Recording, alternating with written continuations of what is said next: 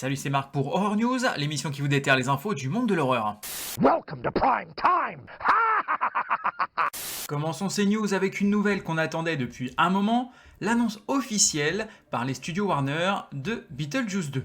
On apprend à cette occasion que Winona Ryder reprendra bien son rôle de Lydia, que Jenna Ortega incarnera sa fille, que Catherine O'Hara reprendra son rôle de Delia et que Monica Bellucci incarnera la femme de Beetlejuice. L'histoire sera écrite par les scénaristes de la série Mercredi et le film sera bien réalisé par Tim Burton. La sortie est prévue pour le 6 septembre 2024. La grève des scénaristes impacte de plus en plus de projets, et c'est maintenant au tour des séries Stranger Things et The Last of Us d'être mises en pause. Espérons que ces revendications seront entendues et que la situation rentrera rapidement dans l'ordre. Le film The Platform de Netflix devrait avoir droit à une suite. Peu d'infos à ce jour, mais on sait déjà que cela tournera autour de nouveaux personnages et que cela devrait être plus malaisant que le premier opus. Un film du nom de There is Something in the Barn, où littéralement il y a quelque chose dans la grange, devrait voir le jour et se présente déjà comme un mélange entre Gremlins et Home Alone ou Maman, j'ai raté l'avion. On y suivra une famille américaine héritant d'une ferme dans les montagnes norvégiennes qui va croiser la route d'une créature du folklore norvégien, un elfe de grange. Le réalisateur Mike Flanagan, notamment responsable de The Haunting of Hill House sur Netflix, devrait réaliser un nouveau film adapté du travail de Stephen King, intitulé The Life of Chuck, ou La vie de Chuck, issu du recueil de nouvelles Si ça saigne. On y retrouvera les acteurs Tom Hiddleston, notamment connu pour jouer Loki, et Mark Hamill, notamment connu pour jouer Luke Skywalker, rien que ça, dans Star Wars. On y présentera 3 histoires reconstituant la vie de Charles Krantz, de sa mort d'une tumeur cérébrale à 39 ans à son enfance dans une maison hantée. Restons dans les adaptations du King avec James Wan, qui devrait produire l'adaptation filmique de The Monkey, ou Le singe en français. L'histoire suivra 2 frères jumeaux qui, à la mort de leur père, découvrent un petit singe en jouet dans le grenier de la maison. Cette découverte va déclencher une série de morts étranges autour d'eux, les poussant à se débarrasser de ce jouet maudit. Des années après, les morts recommencent dans leur entourage et ils vont devoir se retrouver afin de détruire définitivement le jouet et de sauver leurs proches. Le jeu vidéo Little Nightmares devrait avoir droit à un nouvel opus. Pas d'infos sur le nom exact, ni s'il s'agira d'un nouveau Little Nightmares, le 3 en l'occurrence, ou d'un spin-off se déroulant dans le même univers, mais on sait déjà qu'un nouveau jeu est en développement.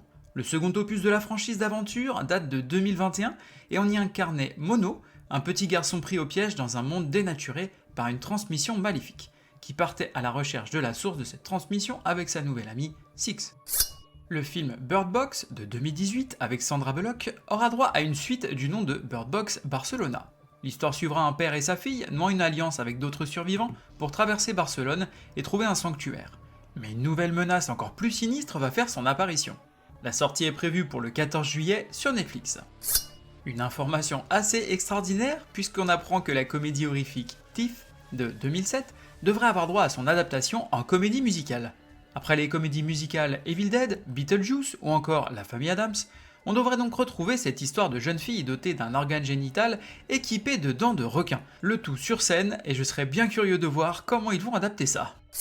La série The Winchesters, préquelle de Supernatural, suivant les parents de Sam et Dean Winchester, est annulée après seulement une saison. Les MTV Movie and TV Awards 2023 ont eu lieu et ont récompensé, entre autres, Scream 6 du titre de meilleur film, la série The Last of Us du titre de meilleure série et Joseph Quinn du titre de révélation de l'année pour son rôle d'Eddie dans la série Stranger Things. N'ayez pas foi en de tels breloques mensongères. Du côté des sorties VOD, DVD et Blu-ray, on va avoir L'œil du mal en DVD. Une jeune fille qui souffre d'une maladie mystérieuse part en province rejoindre sa grand-mère, qui va se révéler très différente de ce qu'elle pensait. Sortie prévue le 17 mai. Motion Detected en VOD. Lorsqu'une récente victime d'une terrifiante invasion de domicile déménage dans ce qu'elle pense être une maison plus sûre, le système de sécurité domestique intelligent de cette dernière commence à prendre le contrôle de sa vie. Sortie prévue le 19 mai. Michael Myers will be executed tonight. Evil dies tonight. Côté streaming, on va avoir The Babadook sur Shudder. Une mère monoparentale, hantée par la mort violente de son mari, découvre chez elle un étrange livre pour enfants intitulé Mr. Babadook. Son fils développe une peur profonde de ce monstre contre laquelle elle devra se battre. Sortie prévue le 15 mai. The Devil's Doorway sur Shudder. À l'automne 1960, le père Thomas Riley et le père John Thornton ont été envoyés par le Vatican pour enquêter sur un événement miraculeux dans une maison irlandaise pour femmes déchues. ils vont y découvrir quelque chose de bien plus horrible. Sortie prévue le 15 mai. Slash Back sur Hulu. Une invasion extraterrestre a lieu dans un petit village arctique inuit. Un groupe d'adolescentes, utilisant leurs armes et leur connaissance de la chasse, vont devoir défendre leur village des extraterrestres. Sortie prévue le 18 mai. Consécration sur Shudder. Après la mort suspecte de son frère qui était prêtre, une jeune femme se rend en Écosse pour découvrir ce qui s'est réellement passé avec l'aide du père Romero. Mais elle en vient bientôt à se méfier du récit de l'église alors qu'elle découvre un meurtre, un sacrilège et une vérité troublante sur son propre passé sombre qui fait remonter à la surface un traumatisme enfoui depuis longtemps. Sortie prévue le 19 mai. Kwaidan sur Shadows, anthologie fantastique japonaise regroupant 4 histoires de fantômes. Sortie prévue le 19 mai. The Caller sur Shadows. En plein divorce, une jeune femme déménage dans une nouvelle maison. Traumatisée par son ex-mari violent, elle essaie tant bien que mal de tourner la page. Un soir, elle reçoit un coup de téléphone d'une inconnue sur l'ancien appareil qui traînait dans le salon avant son arrivée.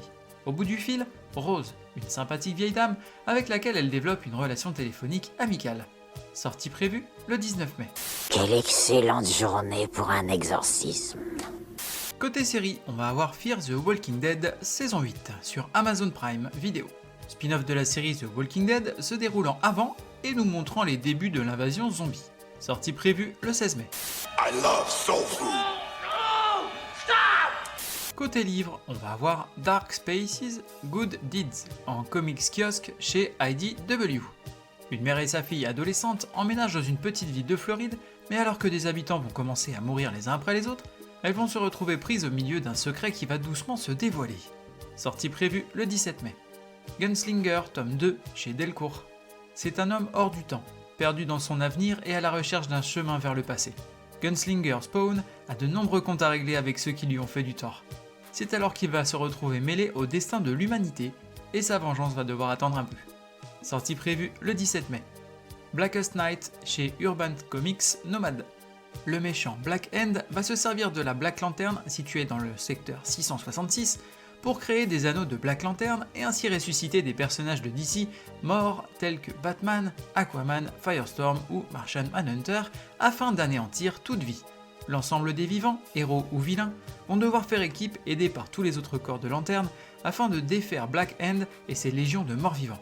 C'est un excellent arc de chez DC Comics, si vous ne l'avez pas encore lu, je vous invite vraiment à le découvrir. Sortie prévue le 19 mai. Get away from her, you bitch! Côté jeux vidéo, on va avoir Starship Troopers Extermination sur PC. On est donc sur un FPS multijoueur dans lequel, en équipe de 4, vous devrez combattre les insectes géants et défendre votre base face aux vagues de ces monstres insectoïdes, le tout sur la planète hostile Valaka. Sortie prévue le 17 mai en Early Access sur Steam. The Outlast Trials sur PC. Venez vivre une terreur abrutissante, cette fois avec des amis. Que vous traversiez les épreuves seul ou en équipe, si vous survivez assez longtemps et terminez la thérapie, Murkoff se fera un plaisir de vous laisser partir. Mais serez-vous le même? Sortie prévue le 18 mai. Et cette semaine, un événement à signaler puisqu'il y aura le Bloody Weekend. Festival international de films fantastiques avec de nombreux artisans du milieu, dont de grands noms comme Tom McLaughlin, réalisateur de Jason le Mort-Vivant, des conférences, des projections ciné et des stands de produits dérivés. Alors personnellement, je serai présent dans les allées sur la journée du samedi avec un t-shirt du podcast, donc si vous me croisez, n'hésitez pas à venir me saluer, ce sera un plaisir d'échanger avec vous. Rendez-vous donc les 20 et 21 mai à Valentigney sur le site de Longines. Demons to some, angels to others. Terminons cette émission avec une recommandation et ce sera un podcast, le podcast Horreur 360. Découvrez des films entièrement décryptés par Alec et ses invités qui vont parcourir l'histoire du film de A à Z en fournissant plein d'infos et d'anecdotes très intéressantes. Alec est l'invité de mon épisode d'Horror News Interview sorti mercredi dernier, donc si son univers vous parle et que vous voulez en découvrir plus, n'hésitez pas. Merci à vous d'avoir suivi cette émission, je vous invite à me suivre sur les réseaux sociaux, Facebook, Instagram et même YouTube, à me laisser des commentaires, des avis ou m'envoyer des messages, je me ferai un plaisir de vous répondre. Vous pouvez également vous abonner et mettre des avis ainsi qu'une note sur les différentes plateformes de podcast, que ce soit Apple, Spotify, Deezer, Google Podcast, afin de m'encourager et d'aider à faire connaître le podcast. Il ne me reste plus qu'à vous souhaiter bonne semaine et bon frisson.